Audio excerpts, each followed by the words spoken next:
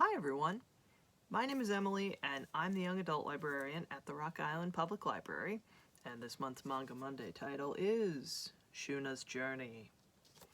And I bring this book because it is by Hayao Miyazaki, and The Boy and the Heron just won the Golden Globe recently. But this book is really interesting because it's sort of, I would say, more picture book than manga. Like, it is a manga, it's formatted that way, but this book is really, the visuals are the star. And this, I believe, is the only book, other than the Nausicaa series, that Hayao Miyazaki has written and illustrated like this. And the story is based on a Tibetan folktale, and it's about a young prince named Shuna. And he watches as the people of his sort of far-off mountain home, they have to work themselves just constantly, like throughout their lives. Their days are full of toil because where they live they can grow very little grain. And so what little they can grow, they're working all the time just to grow barely enough food to stay alive. But then one day a traveler appears and he brings with him seeds from somewhere to the west. And so Shuna goes looking for where the golden grain comes from.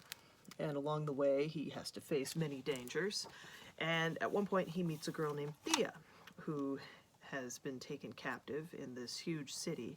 And we find, as the story goes on, these two, they part and then they reconnect, and the two of them, they meet for the first time in this city. And Shuna is still looking for the golden grain. And eventually Thea goes north and Shuna goes to the west, and he finds the land of the god folk. But this is a dangerous place for a mortal to be, and we soon find, Shuna sees many beautiful sights along the way, but he does the sort of dangerous things that you see people, in graphic novels and animated movies sometimes doing. Like, oh, I'm gonna climb down this basically sheer wall and it'll be fine. And then, he's finding these bones of great creatures, and eventually he finds himself on the shore of this ocean. Like, there's this big stormy sea, and he finds, eventually, when the tide comes in, okay, well, there's a lot of weird creatures here, but it's shallow enough for him to walk. And so the book is Shuna getting to the land of the god folk, and what happens to him after the fact. Like, how what he sees there changes him. So if you enjoy Hayao Miyazaki's movies, I would definitely check out this book. It's a standalone. It's one volume, and you get the story of Shuna, and there's room for a sequel. It's certainly a story that could be continued, and it actually ends with the words, "Shuna's journey is not yet over. The road to the valley is long, and his troubles are far from finished, but that's a story for another time."